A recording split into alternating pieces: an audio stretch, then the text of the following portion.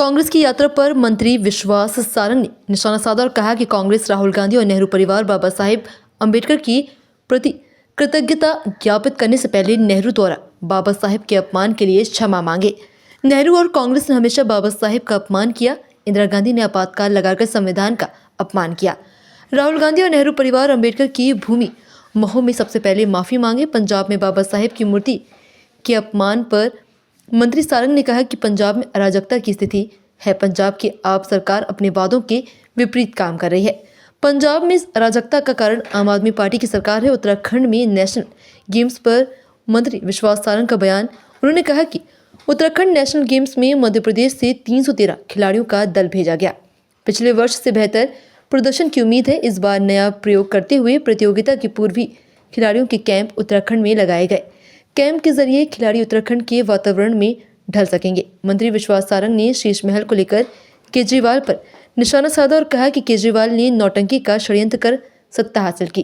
केजरीवाल ने सरकारी आवास न लेने का नाटक किया, फिर करोड़ों खर्च कर राजमहल बना लिया।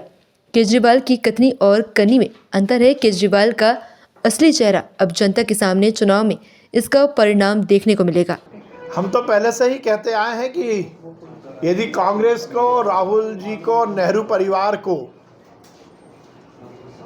अंबेडकर साहब के प्रति कृतज्ञता ज्ञापित करने का मन बना है तो पहले वो नेहरू जी ने जिस प्रकार से अंबेडकर साहब को अपमानित किया उसके बारे में क्षमा याचना तो कर लें।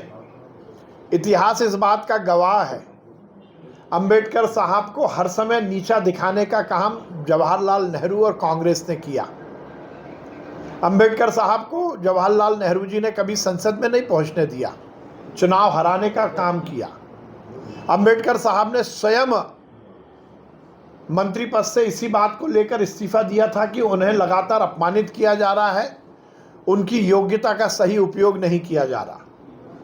इतिहास इस बात की पूरी तरह गवाही देता है कि नेहरू जी ने हर समय अंबेडकर साहब और उनके विचारों को अपमानित करने का काम किया।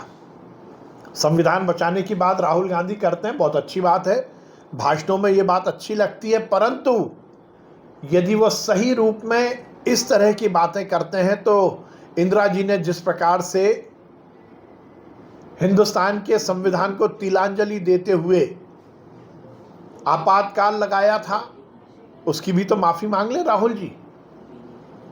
निश्चित रूप से महू हम सबके लिए अंबेडकर साहब की जन्म स्थली तो है ही, पर उसके साथ साथ इस देश के संविधान के रचयिता की तीर्थ भूमि भी है।